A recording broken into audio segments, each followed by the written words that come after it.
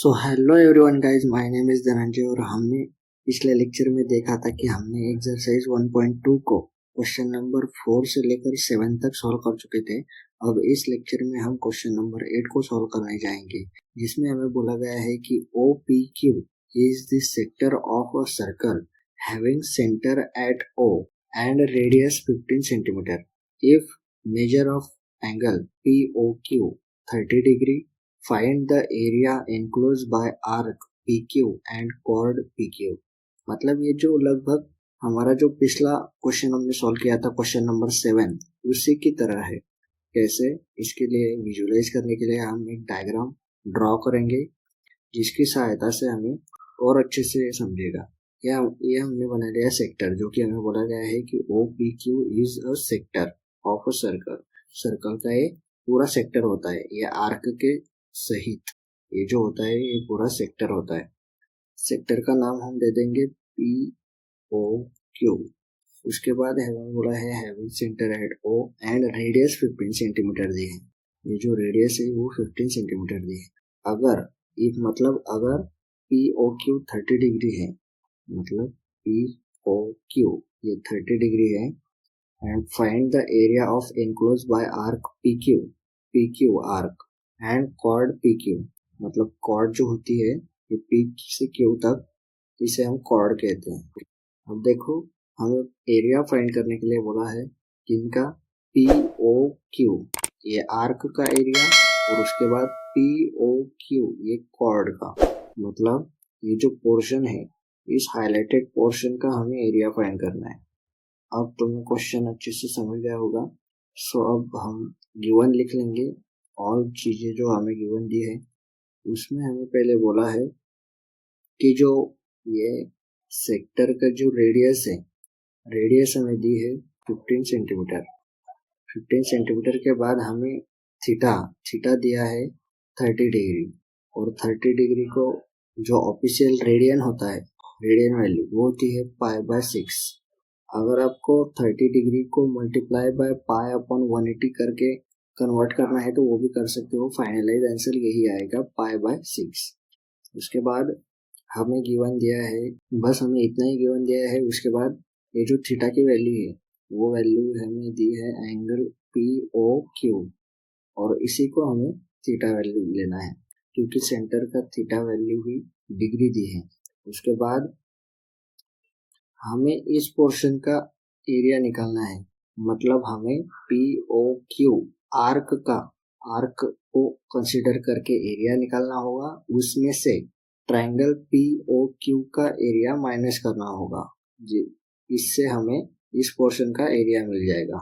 सो मैंने जैसे आपको बोला कि POQ आर्क के सहित एरिया निकालना होगा, तो हम एरिया निकाल सकते हैं।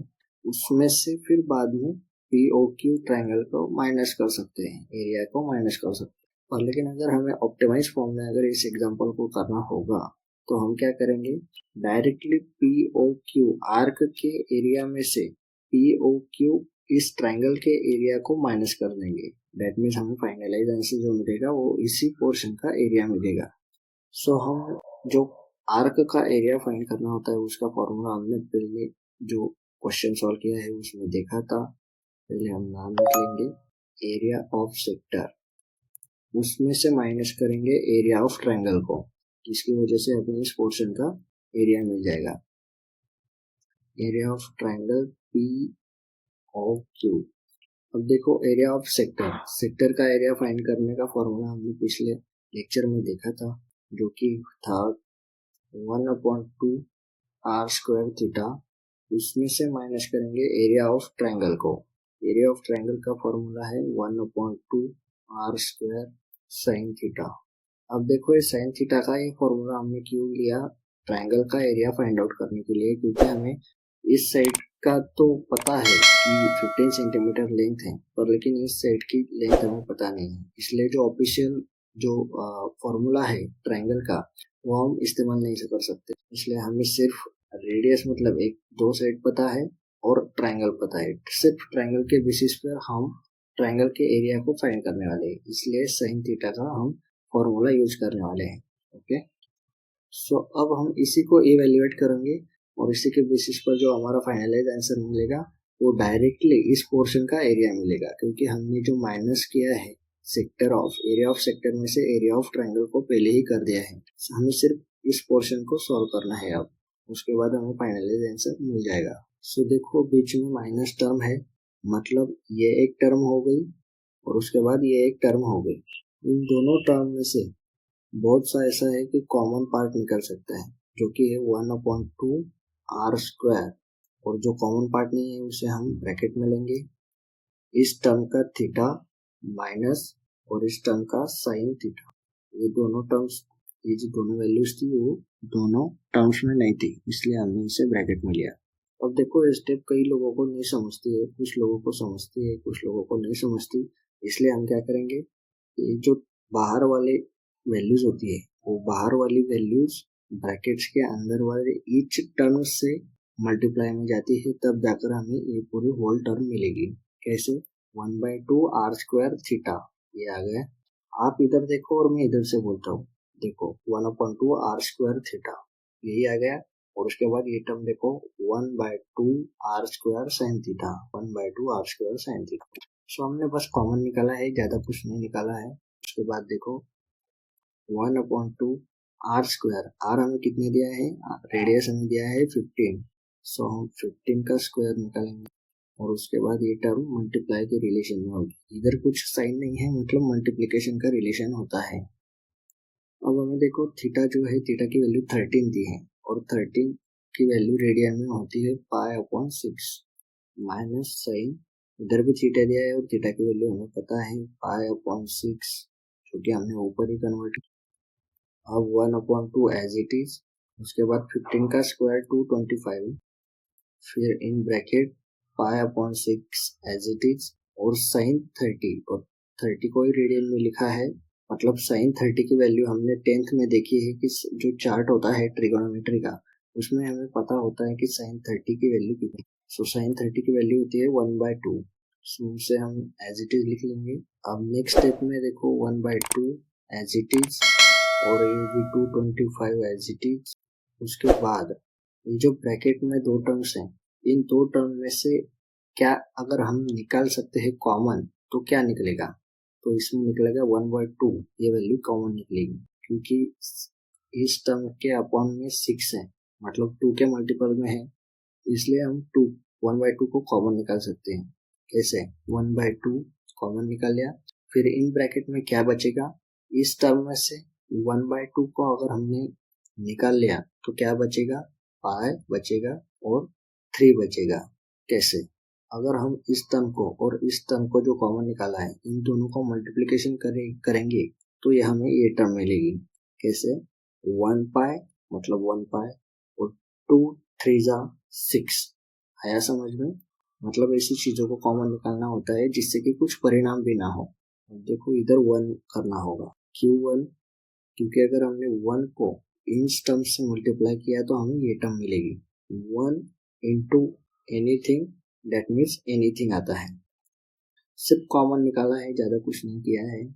उसके बाद देखो ये इसका इन दोनों टर्म्स का मल्टीप्लाई करेंगे, जो कि है 225/2।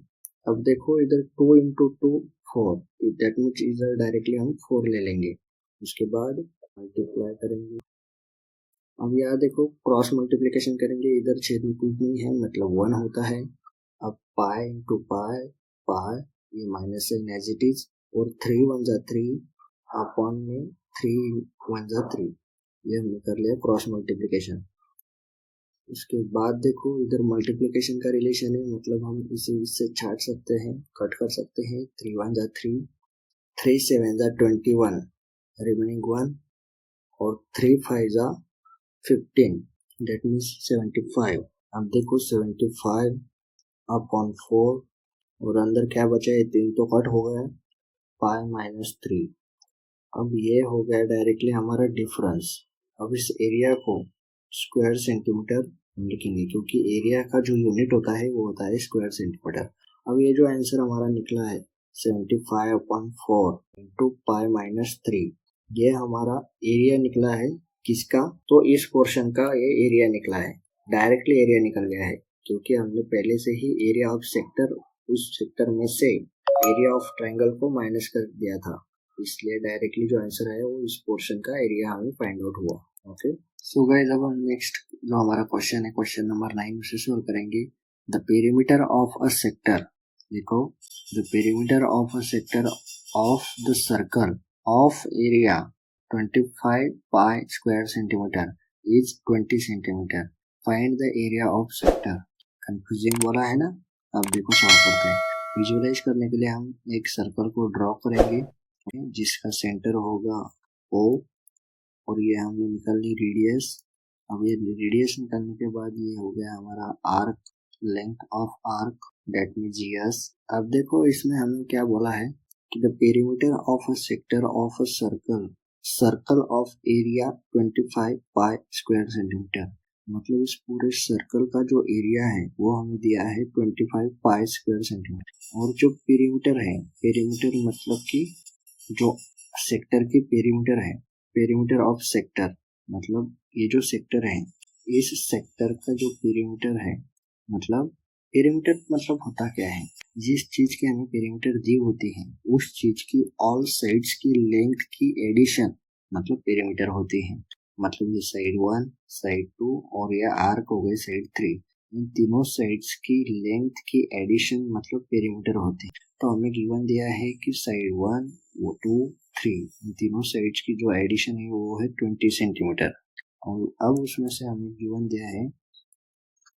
हमें दिया है एरिया ऑफ सर्कल जो कि है 25 पाई स्क्वायर सेंटीमीटर, और उसके बाद दिया है हमें पेरीमीटर ऑफ सेक्टर वो दिया है हमें 20 सेंटीमीटर, और उसके बाद रेडियस की वैल्यू भी हमें नहीं दी है, वो हमें खुद से फाइंड करनी है।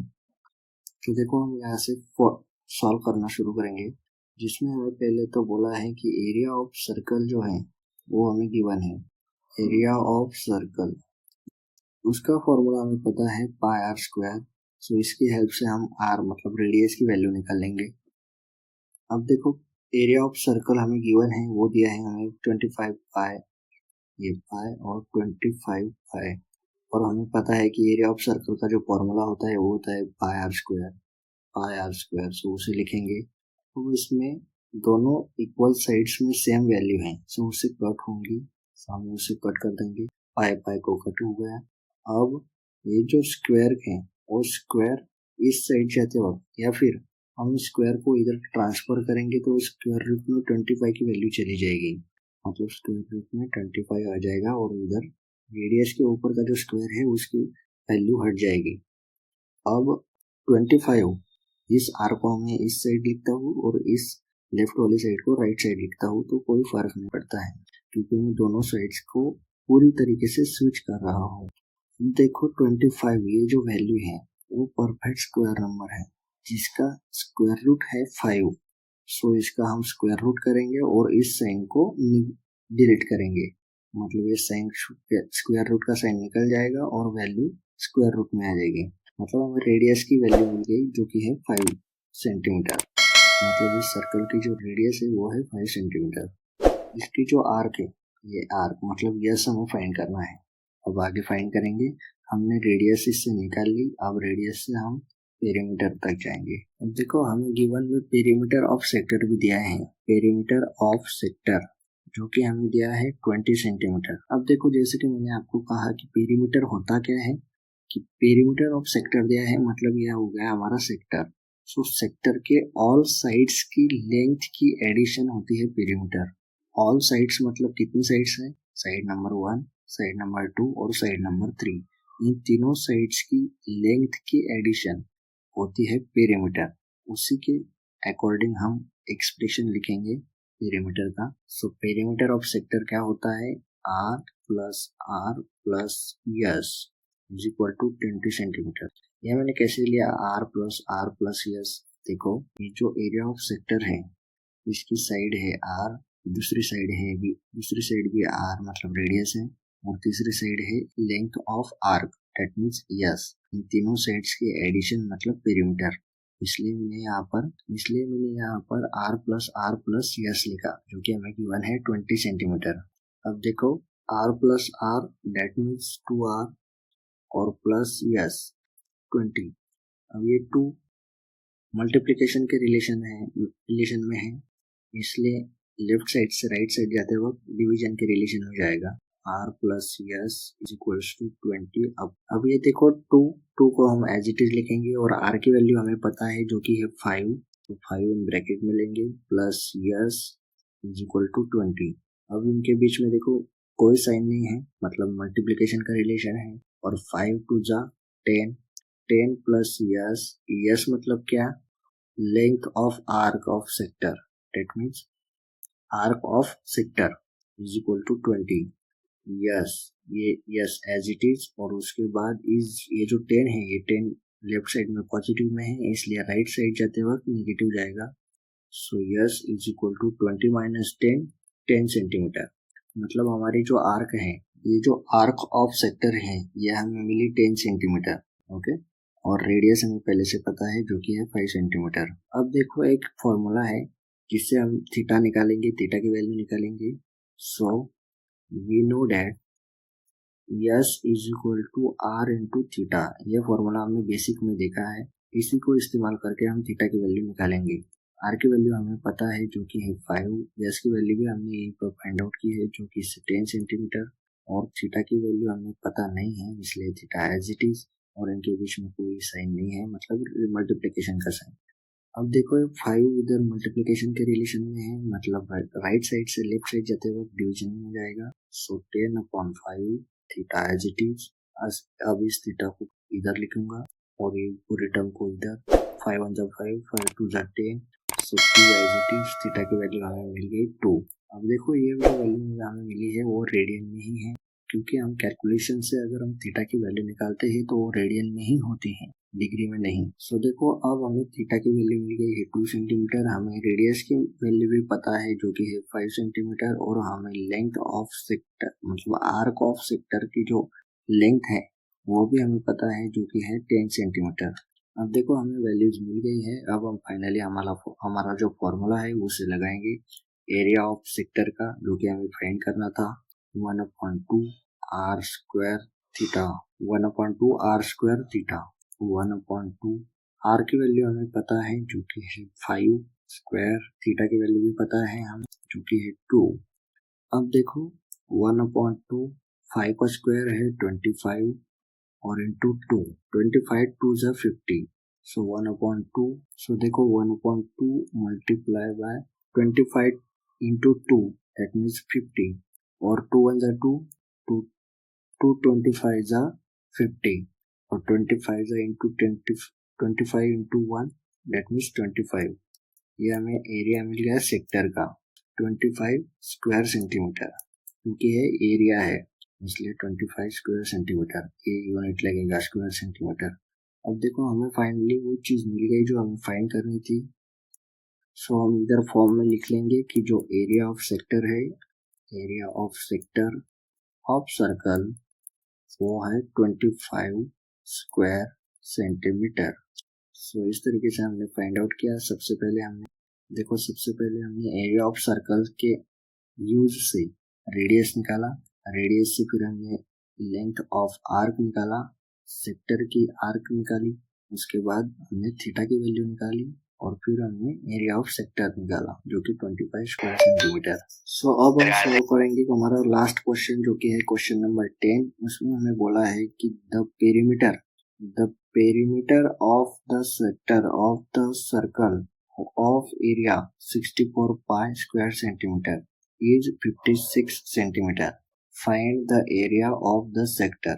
That means हमें perimeter of the sector दिया है 56 सेंटीमीटर, और the circle of area दिया है 64 pi square centimeter। बात को याद रखना। So ये जो क्वेश्चन है, ये पूरा क्वेश्चन नंबर 9 से एग्जैक्ट मैच करता है, थोड़ा भी बिल्कुल भी डिफरेंस नहीं है। इसलिए हम ड्रॉ करेंगे सर्कल को और विजुअलाइज करेंगे फिर से उसी चीज को। ये हो गए हमारे रेडियस, सेंटर, और ये आर्क को जिसे हमें फाइंड करना है, रेडियस को भी हमें फाइंड करना है। अब हमें गिवन दिया है हमें एरिया ऑफ सर्कल जो कि है 64 पाई स्क्वायर सेंटीमीटर। और उसके बाद हमें गिवन दिया है perimeter of sector, perimeter of sector दिया है ना कि circle. So perimeter of sector जो कि हमें दिया है 56 सेंटीमीटर। ठीक है, अब इसके बाद देखो हमें पहले तो एरिया ऑफ सर्कल से रेडियस फाइंड करना है, और रेडियस से फिर लेंथ ऑफ आर्क फाइंड करना है, फिर उसके बाद थीटा फाइंड करना है, फिर उसके बाद एरिया ऑफ सेक्टर फाइंड करना है। चार चीजें हमें फाइंड करनी है। पहले तो फिर रेडियस, उसके बाद arc of length, so length of arc, उसके बाद थीटा, और उसके बाद एरिया, सेक्टर का एरिया। ये चार चीजें हमें फाइंड कर, सो स्टेप बाय स्टेप हम फाइंड करेंगे। सो देखो जो एरिया हमें दिया है, area of circle, area of circle जिसका फॉर्मूला होता है pi R square.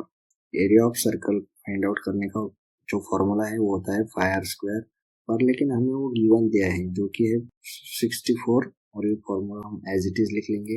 Is equal to के दोनों साइड्स में इक्वल मतलब सेम वैल्यू होल्ड कर रही है, इसलिए हम इसे माइनस करेंगे, क्योंकि इस साइड को अगर हम इस साइड में लाएंगे तो डिवीजन में जाएगी, और डिवीजन में जाने के बाद भी वो फाइनली कट ही होनी है। अब देखो 64, अब ये जो आर स्क्वायर है, इस स्क्वायर की वैल्यू हम इधर शिफ्ट करेंगे तो स्क्वायर रूट में चली जाएगी 64 की वैल्यू। अब आर 64 ये परफेक्ट स्क्वायर नंबर है जिसका स्क्वायर रूट होता है 8, सो स्क्वायर रूट का साइन भी हट जाएगा और स्क्वायर रूट की वैल्यू आ जाएगी। अब आर की वैल्यू हमें मिल गई जो कि है 8। अब इसके बाद हम फाइंड आउट करेंगे arc, length of arc. So length of arc हम कैसे फाइंड करेंगे, हमें पेरीमीटर दिया है, पेरीमीटर ऑफ सेक्टर दिया है ना कि सर्कल। पेरीमीटर ऑफ सेक्टर हमें दिया है 56 सेंटीमीटर। अब देखो पेरीमीटर मैंने पिछले एग्जांपल में भी बताया था कि क्या होता है। पेरीमीटर ऑफ सेक्टर हमें दिया है मतलब कि ये जो सेक्टर है, इस पूरे सेक्टर के ऑल साइड्स, ऑल साइड्स मतलब कितनी, साइड नंबर 1, साइड नंबर 2 और साइड नंबर 3, इन तीनों साइड्स के लेंथ की एडिशन ये हमने पेरीमीटर दिया है। सो आर प्लस यस, इन तीनों की एडिशन, लेंथ की एडिशन मतलब पेरीमीटर दिया है। सो देखो आर की वैल्यू तो हमें पता है जो कि है 8। सो पेरीमीटर आखिर में क्या है, आर प्लस यस, इनके हमें दिया है 56 सेंटीमीटर। अब आर की वैल्यू हमें पता है कि जो कि है 8, 8 प्लस यस 56। अब देखो 8 प्लस 8 16, और 16 प्लस यस 56। अब ये 16 इधर लेफ्ट साइड में पॉजिटिव में है, इज इक्वल टू के राइट साइड में जब जाएंगे वो माइनस होंगे, इसलिए S is equals to 56 minus 16। So S की वैल्यू हमें फाइनली मिल गई 14 सेंटीमीटर। ये जो आर्क ऑफ सेक्टर है इसकी वैल्यू है 40 सेंटीमीटर। अब देखो हमें रेडियस की वैल्यू पता हो गई, लेंथ ऑफ आर की वैल्यू पता चल गई। अब हम थीटा की वैल्यू निकालेंगे जो कि है लेंथ ऑफ आर क्या होता है, आर इंटू थीटा होता है। सो लेंथ ऑफ आर की वैल्यू हमें फाइंड कर ली है जो कि 40, आर की वैल्यू पता है जो कि है 8 सेंटीमीटर, और थीटा की वैल्यू हमें पता नहीं है। अब देखो ये जो 8 है ये थीटा के साथ मल्टीप्लिकेशन की रिलेशन है, इसलिए लेफ्ट साइड जाते वक्त 40 अपॉन 8 होगा, और ये थीटा एज इट इज। सो 8 1 जा 8, 8 5 जा 40, मतलब थीटा की वैल्यू हमें मिल गई 5 रेडियन। रेडियन में लगी है वैल्यू, इस बात को याद रखना, इसे डिग्री मत कर देना, क्योंकि हम इवेल्युएट करके अगर डिग्री की वैल्यू फाइंड आउट करते हैं तो वो होती है रेडियन में, ना कि डिग्री में। अब देखो हमें रेडियस की वैल्यू पता है, लेंथ ऑफ आर की वैल्यू पता है, और डिग्री की वैल्यू भी पता है। अब हम जो एरिया ऑफ सेक्टर है उसे फाइंड आउट करेंगे। सो एरिया ऑफ सेक्टर जिसका फॉर्मूला है 1/2 आर स्क्वायर थीटा। अब देखो 1/2 आर की वैल्यू हमें पता है जो कि है 8, उसका स्क्वायर, और थीटा की वैल्यू हमने फाइंड की वो जो कि है 5 रेडियन, तो 5 एज इट इज। सो 1/2, 8 8 जा 64, देखो ये 5 एज इट इज, 2 1 जा 2, 2 3 जा 6, और 2 2 जा 4, और 32 इंटू 5, और ये 1। अब देखो 5 2 जा 10, 1 रिमेनिंग, 5 3 जा 15, और 1 16, 16 स्क्वायर सेंटीमीटर, ये हमें मिल गया एरिया ऑफ सेक्टर। सो हम फाइनली लिख लेंगे area of sector is 160 square centimeter। हमें पहले मिल गई 160 स्क्वायर सेंटीमीटर का एरिया ऑफ सेक्टर है। अब एरिया ऑफ सेक्टर को ऑलवेज स्क्वायर सेंटीमीटर का यूनिट लगता है, इसलिए हम इसे स्क्वायर सेंटीमीटर ही लिखेंगे यूनिट के साथ। सो गाइज हमने यहाँ पर पूरे जो हमारे 1.2 एक्सरसाइज के जो सारे के सारे 10 क्वेश्चन हैं, 10 क्वेश्चन को सॉल्व कर लिया है। So finally guys it's time to say thank you. So thank you everyone to watch my video at the end of the point. So देखो हमने एक्सरसाइज 1.2 जो है, एक्सरसाइज 1.2 इसको टोटली 10 क्वेश्चन के साथ सॉल्व कर दिया है। इसी के साथ हमने क्वेश्चन जो हमारा चैप्टर नंबर 1 है, मैथ 1 का जो हमारा चैप्टर नंबर 1 है, एंगल एंड इट्स मेजरमेंट, ये चैप्टर भी हमने इसी एक्सरसाइज के साथ पूरा तरीके से पढ़ा के फिनिश कर दिया है। अब हम मैथ का जो चैप्टर नंबर 2 है उसे हम सॉल्व करने के लिए लेंगे। उसे भी आप अच्छे से देखिएगा और सारे वीडियोस को आप देखिएगा। चैनल को सब्सक्राइब कीजिएगा, हमारे यूट्यूब चैनल को प्लीज सब्सक्राइब करेगा। ठीक है, थैंक यू।